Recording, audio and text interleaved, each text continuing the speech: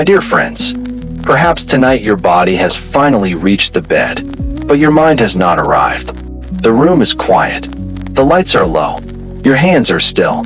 But somewhere inside, an unseen voice continues to count what you did not finish, what you should have done better, how much further you must go before you are allowed to rest. You may have worked hard today.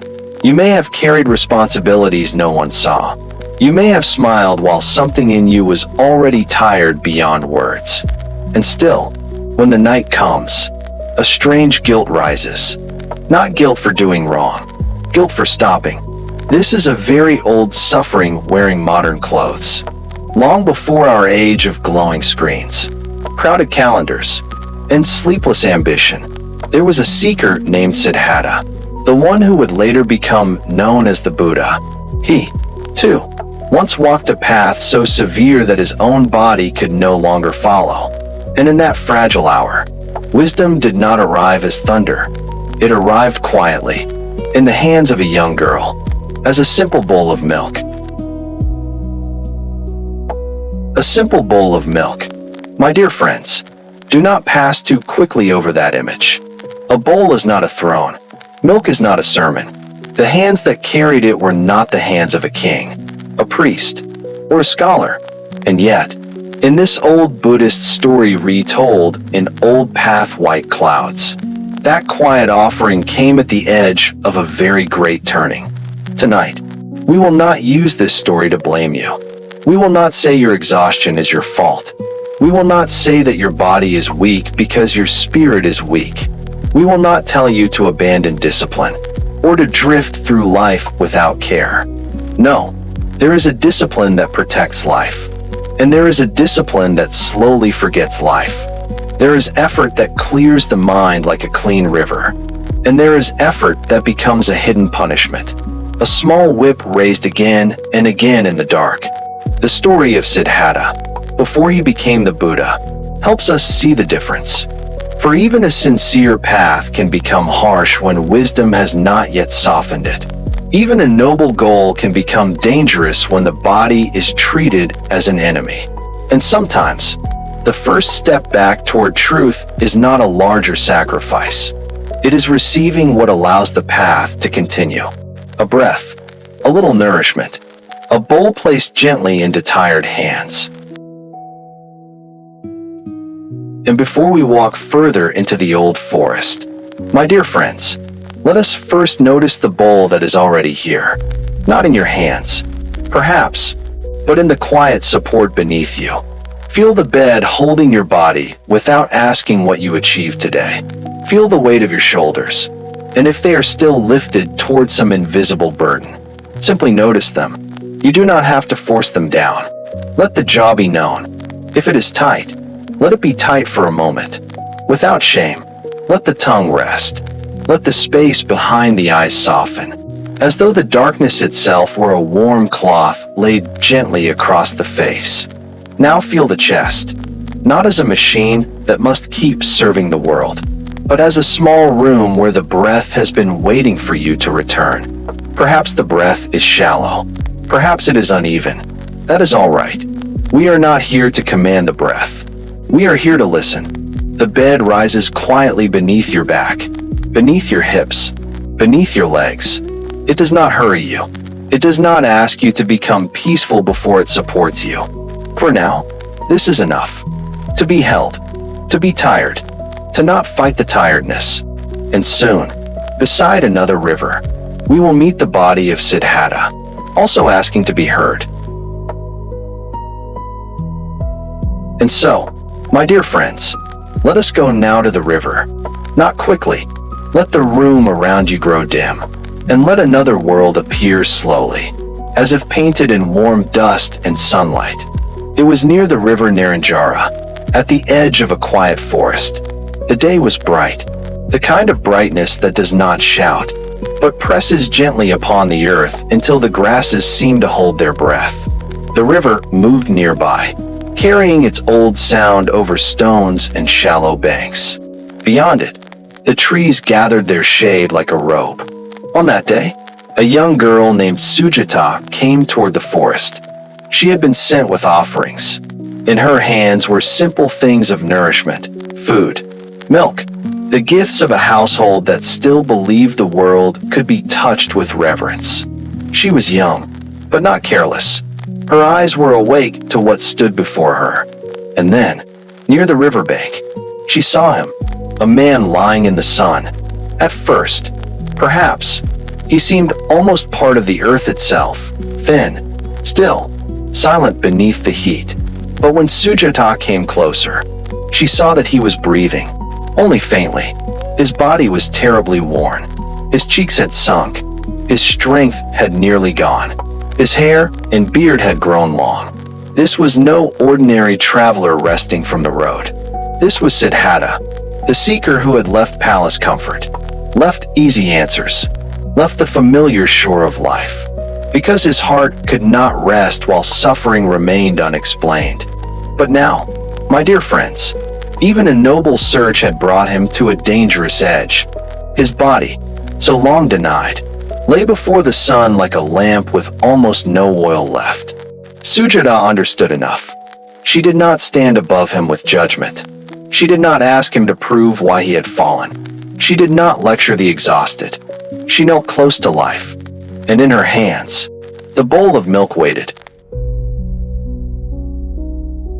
And in her hands, the bowl of milk waited. My dear friends, look gently at the two lives meeting beside that river. Sujata was young, but youth does not always mean blindness. Sometimes the young see what the hurried and important do not see. She had come with food, with milk, with the simple reverence of a household that still knew how to offer. Her steps had not been trained in philosophy. Her hands had not copied sacred texts. But when she saw a body lying near the edge of life, she understood the first language of compassion. She did not need to know the whole journey of the man before her. She saw breath. She saw danger. She saw that life was asking to be protected. And Siddhatta, lying there beneath the heat, was not a foolish man defeated by weakness. Please understand this clearly. He was a great seeker. He had already left behind palace comfort, honor, family security, and the soft nets that catch most human beings before they ever ask the deepest questions. He had not chosen hardship because he loved pain. He had chosen it because the suffering of the world had become impossible for his heart to ignore. There are people, my dear friends, who cannot go back to sleep once they have truly seen sorrow. Siddhatta was such a person, but even sincerity can become trapped. Even a pure search can take on the shape of a hidden cage. Somewhere along the path, the body had become something to overcome, something to discipline, something to deny until truth appeared. And now the body lay silent before him, no longer arguing, no longer obeying, no longer able to continue in the old way. The ribs beneath the skin, the hollow cheeks, the faint breath, these were not signs of failure. They were signs that a living being had reached the edge of an extreme. Sujata held the bowl. Perhaps to her, it was simply milk. But in the quiet seeing of the Dharma, a bowl can become a mirror. To one who believes the body must be conquered, the bowl asks, "Can you receive?" To one who has mistaken exhaustion for holiness, the bowl asks, "Can the path continue if the traveler is destroyed?" To one lying awake tonight, ashamed of being tired, the bowl asks, "Must you break yourself to prove you are sincere?" Sujata moved close to the suffering before her, not above it, not away from it, close, and in that nearness, the story began to turn. And in that nearness, the story began to turn. My dear friends, there are moments when life does not ask for a speech.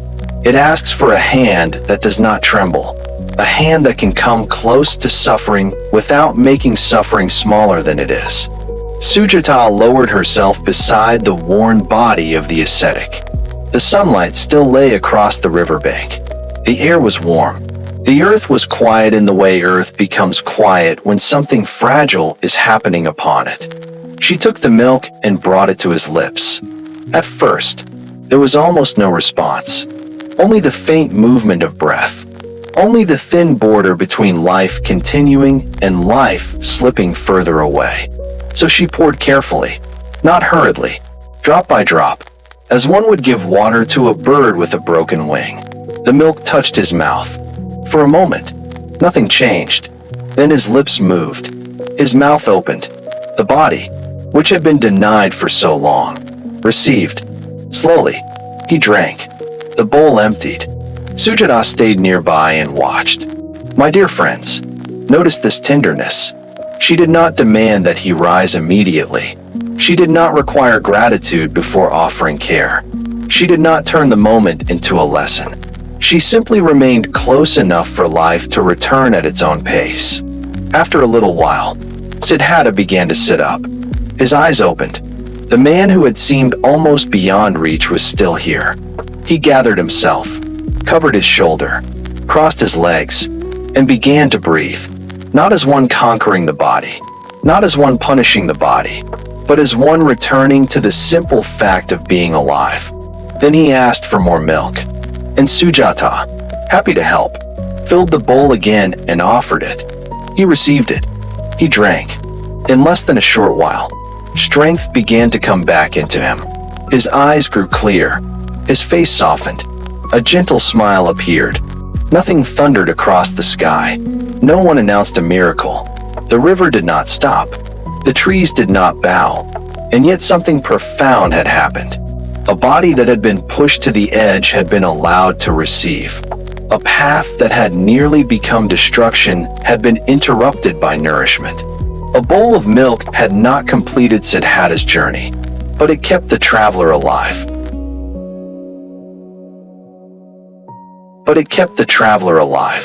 And this, my dear friends, is where we must become very quiet inside.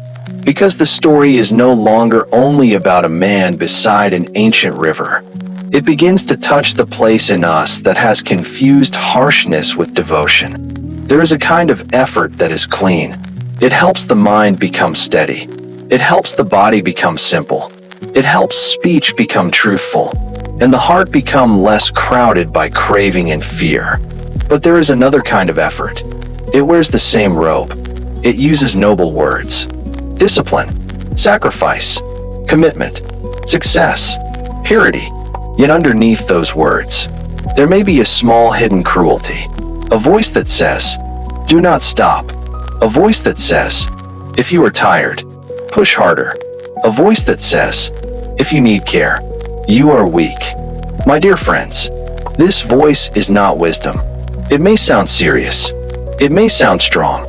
It may even sound spiritual. But it does not know how to listen. Siddhatta's body, lying beside the river, shows us something tender and exact. Even a sincere path can become unbalanced when the body is treated only as something to defeat. The body is not an obstacle thrown across the road. It is the road beneath your feet. It is the breath that carries attention. It is the quiet animal of your life, faithful even when ignored.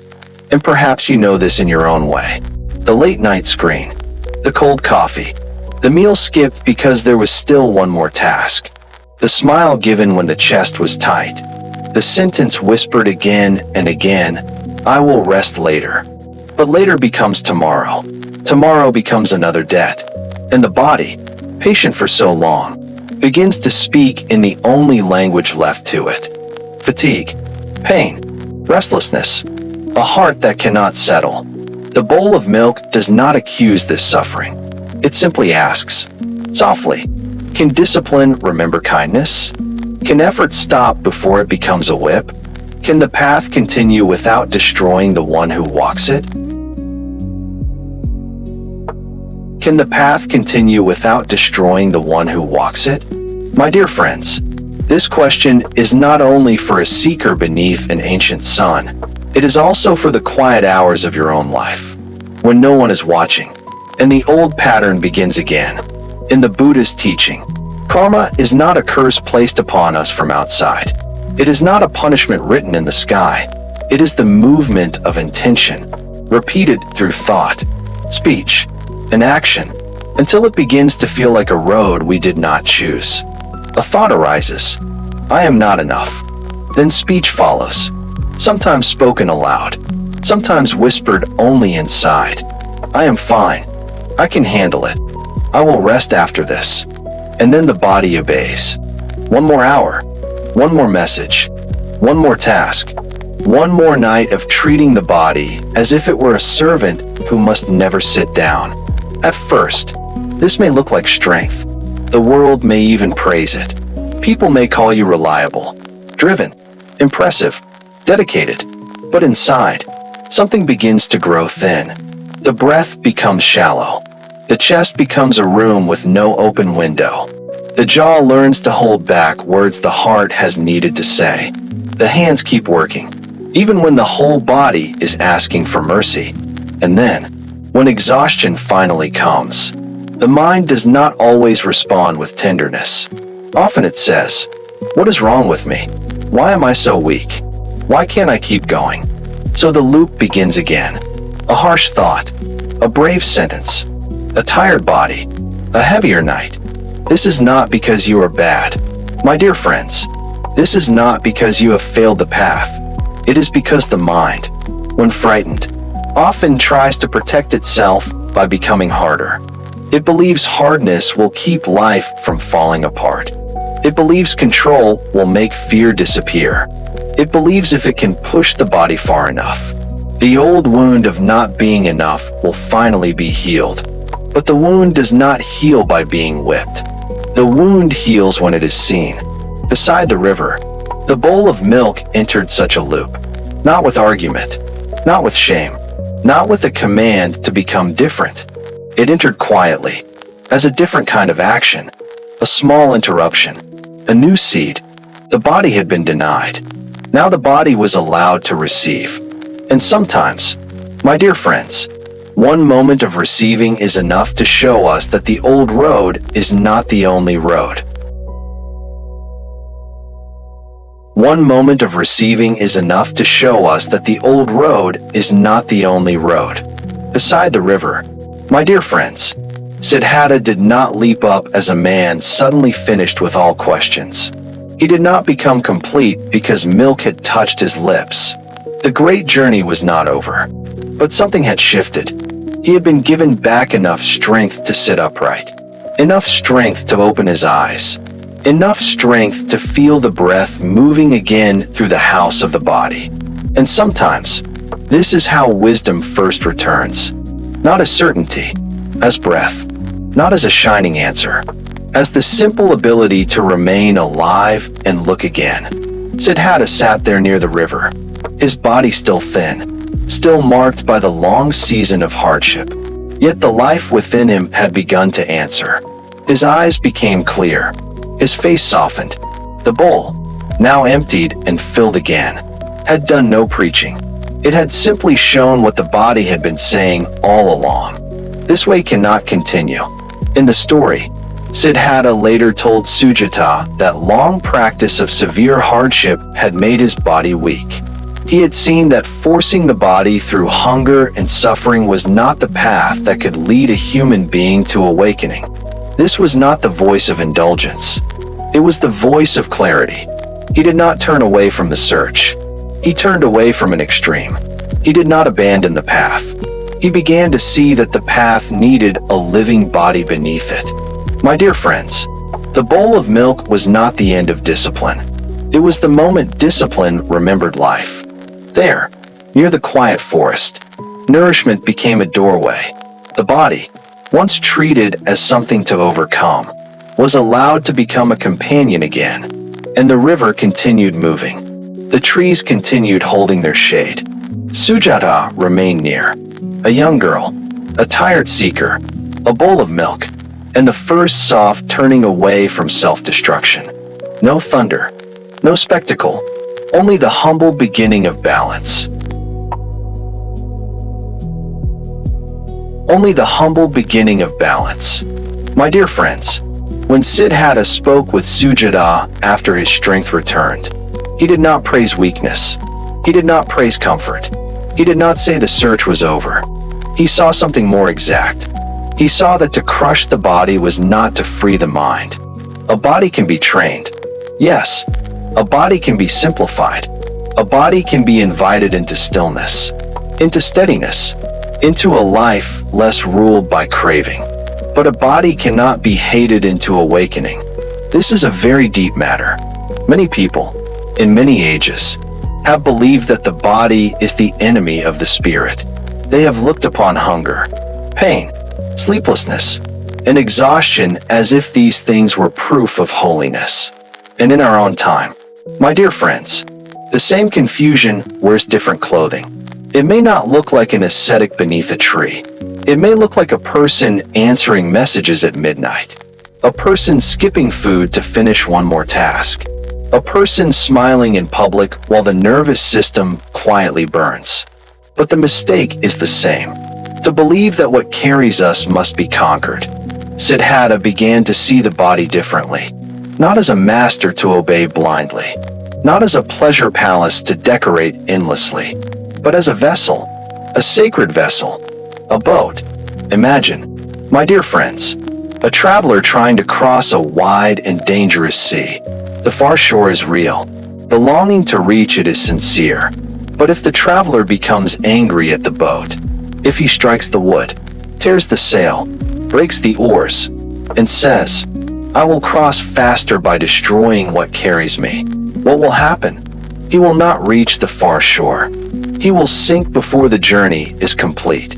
So it is with this breath, this chest, these tired hands, this back that has carried years of worry, this face that has learned to look calm while the heart is not calm.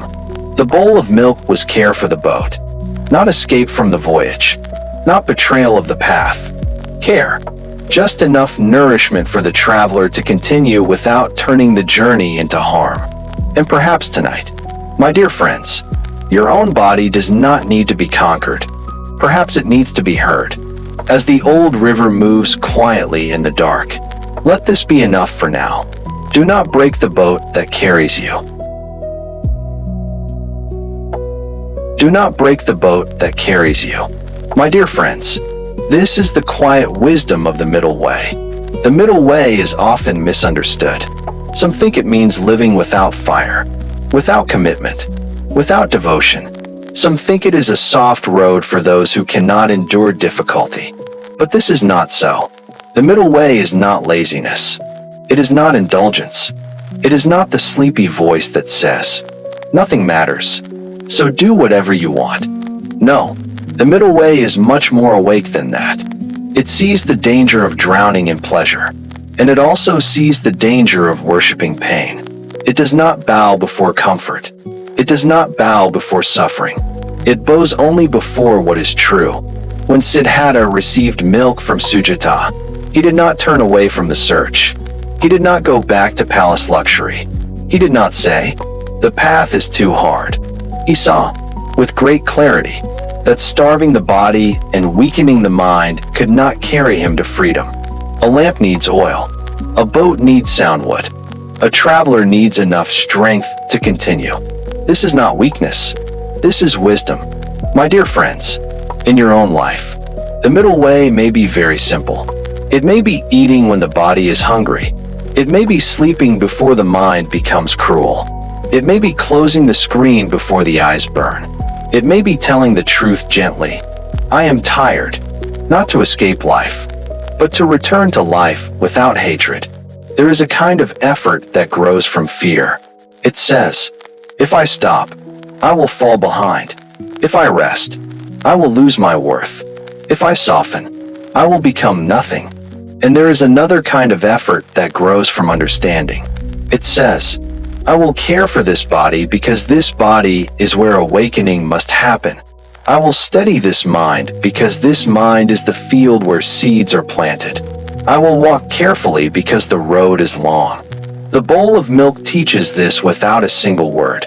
Not too much, not too little, just enough to keep life from collapsing, just enough to let the path continue.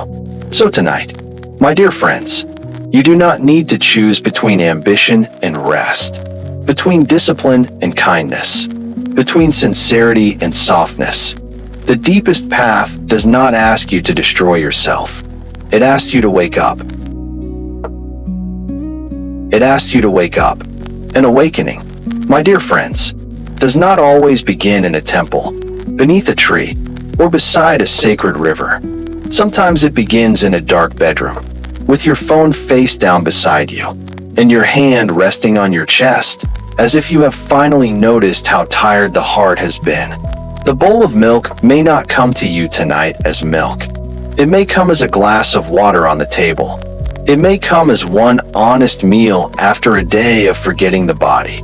It may come as closing the laptop when the eyes have begun to burn. It may come as not answering one more message.